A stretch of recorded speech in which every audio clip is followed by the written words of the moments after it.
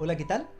Nos encontramos nuevamente en estas cápsulas formativas en donde seguimos profundizando acerca del importantísimo tema de la salvación. Y hoy día lo hacemos bajo la perspectiva de la pregunta: ¿quién es el que salva? La Biblia y la tradición nos entregan una rica perspectiva respecto al tema que hoy día nos convoca, reconociendo a Dios como Salvador. Es interesante destacar esta profunda convicción presente en la Sagrada Escritura, de que es Dios quien está en medio de su pueblo y que a través de etapas Él se va manifestando como Salvador. Me gustaría leer una rica síntesis que nos ofrece el documento del Concilio Vaticano II en la Constitución dogmática sobre la divina revelación llamada Dei Verbum. En el capítulo 2 dice lo siguiente, mira, escuchemos con atención. Quiso Dios, con su bondad y sabiduría, revelarse a sí mismo y manifestar el misterio de su voluntad. Por Cristo, la palabra hecha carne, y con el Espíritu Santo, pueden los hombres llegar hasta el Padre y participar de la naturaleza divina. En esta revelación, Dios invisible, movido de amor, habla con la persona humana como amigos, trata con ellos para invitarlos y recibirlos en su compañía. El plan de la revelación se realiza por obras y palabras intrínsecamente ligadas. Las obras que Dios realiza en la historia de la salvación manifiestan y confirman la doctrina y las realidades que las palabras significan. A su vez, las palabras proclaman las obras y explican este misterio. La verdad profunda de Dios y la salvación del hombre que transmita dicha revelación resplandece en Cristo, mediador y plenitud de toda revelación. Asociándonos y entregándonos esta idea de que la salvación es parte del querer divino, que se realiza en modo trinitario, a lo largo de la historia, como una historia que ya decíamos nosotros de salvación. Hay un trato cercano, un trato amistoso, entrar en diálogo con la humanidad, que en definitiva es la revelación de sí mismo, y a la vez este misterio de Dios es una invitación a estar en comunión, comunión con mayúscula, y que nosotros podríamos llamar salvación. El testimonio de la primera comunidad y la reflexión de los primeros creyentes ha sido fundamental para establecer lo que hoy día nosotros también creemos, en nuestra fe y también respecto al tema de la salvación.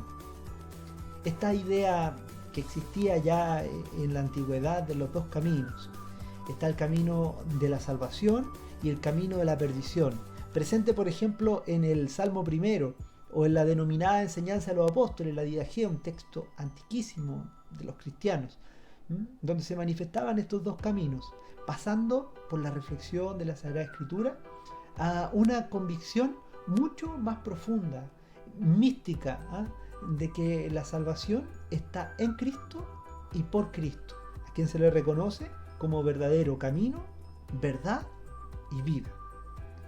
Estas convicciones fueron reflexionadas, vividas y testimoniadas también por los padres llamados también apostólicos, que fueron los que tuvieron la primera experiencia de Cristo y que también la pudieron transmitir a los hermanos. Tenemos el testimonio, por ejemplo, de San Ignacio de Antioquía, un santo que murió mártir, obispo, que él mismo se autodefinía como teóforo o portador de Dios.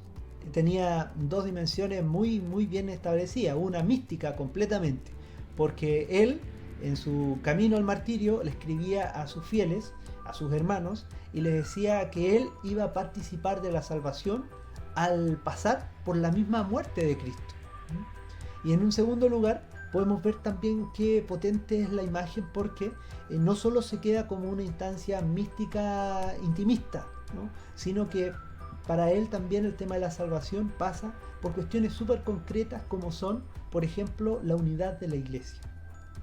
Más adelante tenemos el testimonio de San Ireneo de León, que establece un concepto tremendamente importante, anaquefalaiosis dice, o recapitulación de todas las cosas en Cristo, asumiendo a tal punto la importancia de la encarnación del Hijo de Dios, porque Él asume la humanidad, y no solo la humanidad, sino que toda la creación en Cristo.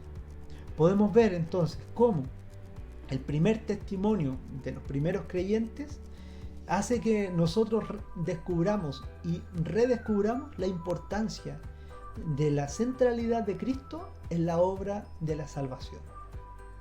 La teología posterior puso de relieve algo que ya había aludido en la Sagrada Escritura el autor de la Carta de Santiago.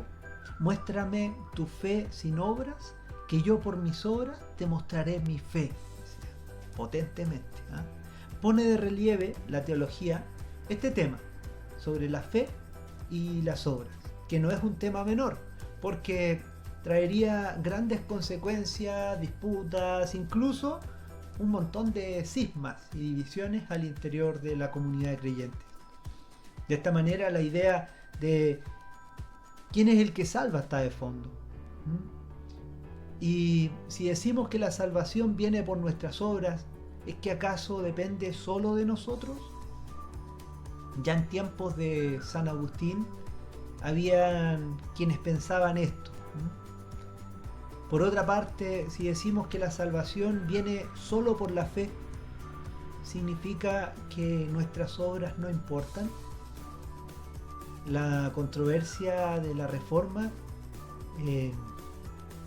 nos ayudó a clarificar y purificar la teología de la gracia y cómo opera en nosotros la obra salvadora de Jesús y su acción en el mundo a través de los creyentes. De modo que se pone de relieve este necesario equilibrio entre la profunda convicción que Jesucristo y la fe es quien nos salva, pero en la vida concreta en donde nosotros tenemos que hacer patente y presente la nueva ley, que es la ley de Cristo, que es la ley del amor. Me quiero despedir pidiéndole al Señor la gracia de que podamos acoger el desafío de profundizar en la verdad salvadora que se nos ha ido revelando a través de la historia. Dejemos que el rico testimonio de los padres apostólicos nos haga cada día más conscientes de nuestra realidad de pueblo salvado y también protagonistas, coprotagonistas de la salvación de nuestros hermanos. Un abrazo y nos vemos la próxima semana.